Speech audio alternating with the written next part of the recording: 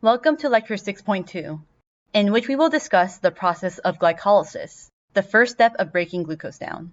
This image shows a summary of glycolysis and the structures involved, which I am not expecting you to memorize.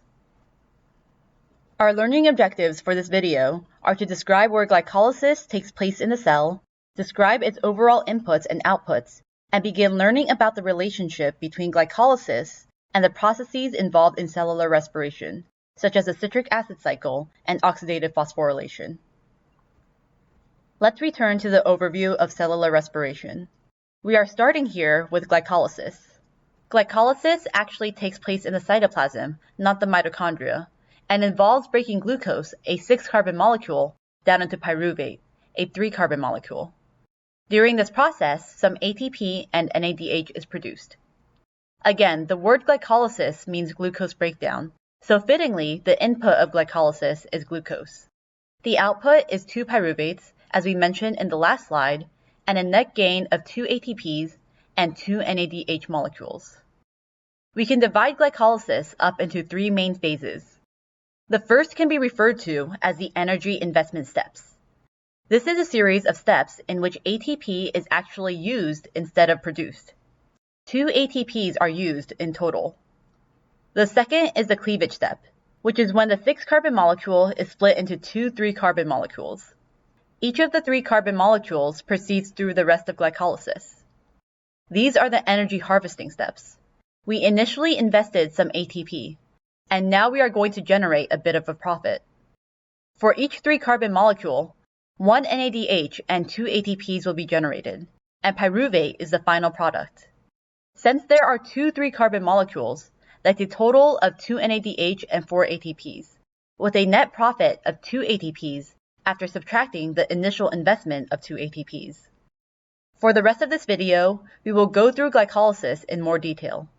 While you may need to know these details in future biology courses or for the MCAT, I am not expecting you to memorize the names or structures that I show in the video for this class. I am showing these in hopes of helping you better understand the process, and if there is anything I want you to know for this class specifically, I will point it out. There are 10 total steps in glycolysis. Step 1 is the first energy investment step, in which 1 ATP is used to phosphorylate the glucose molecule, creating a molecule called glucose 6-phosphate. Since this process involves the transfer of phosphate groups, the enzyme used is a kinase. Specifically, it is called hexokinase, named for its ability to phosphorylate 6-carbon molecules such as glucose. There is also a similar enzyme called glucokinase. On the glucose molecule, each carbon has a specific number, with 1 being this carbon to the right of the oxygen, then 2, 3, 4, 5, and 6 being the carbon sticking out over here. The molecule is called glucose 6-phosphate because the phosphate group is on carbon number 6. I show magnesium here as a reminder that most enzymes that work with ATP use magnesium as a cofactor. What I want you to know about step 1 is that it's the first energy investment step. Step 2 of glycolysis is to convert glucose 6-phosphate into fructose 6-phosphate. Remember that glucose and fructose are isomers. This enzyme, isomerase, is just converting glucose 6-phosphate into its isomer, fructose 6-phosphate. It's basically just rearranging the structure so that this oxygen is connecting to carbon number 2 instead of carbon number 1.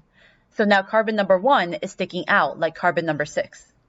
This step is important to prepare for the next step of glycolysis. Similar to step 1, a kinase is used to phosphorylate fructose 6-phosphate in step 3. This is our second energy investment step, now using a kinase called phosphofructokinase 1. Named for how it phosphorylates a phosphorylated fructose and carbon number 1. Converting the glucose into a fructose allowed this carbon to stick out and get phosphorylated so that we now have what is almost a symmetrical molecule called fructose 1,6-bisphosphate, named for being a fructose with carbons number 1 and number 6 phosphorylated, and the bis referring to how there are now 2 phosphate groups on the fructose. What I want you to know from this slide is that this is the second energy investment step, and that this is also the step that is the most highly regulated. If ADP levels are high, meaning ATP levels are low, that will allosterically activate the enzyme. This is represented by the arrow. If ATP levels are high, it will allosterically inhibit the enzyme as a form of feedback inhibition. In biology, inhibition is represented by a T arrow. Citrate, which is a molecule involved in the citric acid cycle, will also inhibit this enzyme. This is essentially the most important step in glycolysis because there is no turning back after this step is passed. Now that we have an almost symmetrical 6-carbon molecule, we're going to cleave it into 2 3-carbon molecules in step 4. This is done by an enzyme called aldolase. If you've taken organic chemistry, you may know that an aldol reaction is one that combines 2 molecules into one. This is basically an enzyme that is doing a reverse aldol reaction and splitting one molecule into 2. Again, no need to memorize this. The cleavage of fructose 1,6-bisphosphate always produces the same 2 3-carbon molecules. One is called dihydroxyacetone phosphate, often abbreviated as DHAP, and the other is called glyceraldehyde 3-phosphate, often abbreviated as G3P. Carbons 1, 2, and 3, labeled in red, create DHAP, while carbons 4, 5, and 6, labeled in blue, create G3P. What I want you to take from this slide is just that a 6-carbon molecule is broken into 2 3-carbon molecules, and to remember G3P because this is the molecule that is actually used for the remainder of glycolysis, and it will come up again in photosynthesis. Step 5 is just a conversion of DHAP into G3P by an enzyme called triose phosphate isomerase.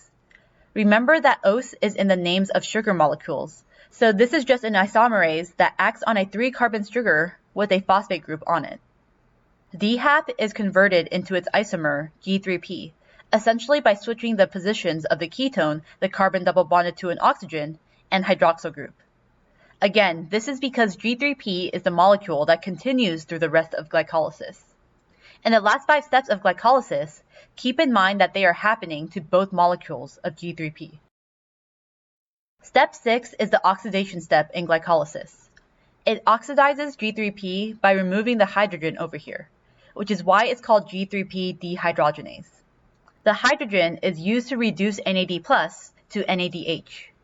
This ends up being such an exergonic reaction that there is enough energy to add a phosphate group to carbon 1, so that there are now 2 phosphate groups on the molecule.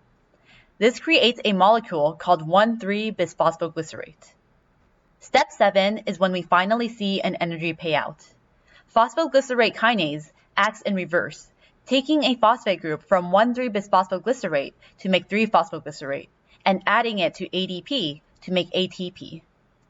When a kinase is used to make ATP, the process is referred to as substrate-level phosphorylation. This is a term that I would like you to know, since we will later learn about oxidative phosphorylation. You can think of substrate-level phosphorylation as producing ATP using an enzyme substrate. Since this is happening to 2 molecules of 1,3-bisphosphoglycerate, we have now gotten 2 ATPs, making up for the 2 ATPs spent earlier. Step 8 features phosphoglycerate mutase. A mutase is a special type of isomerase that moves a functional group from one place to another. In this case, it's moving the phosphate group from carbon 3 to carbon 2 to make 2-phosphoglycerate. Similar to the isomerase reactions before this, it prepares the molecule for the rest of the steps. There is one more step before the final ATP payout. In step 9, an enzyme called enolase helps take the hydroxyl group off 2-phosphoglycerate, and the hydroxyl group leaves in the form of water. This results in the carbon the hydroxyl was attached to forming a double bond with the adjacent carbon.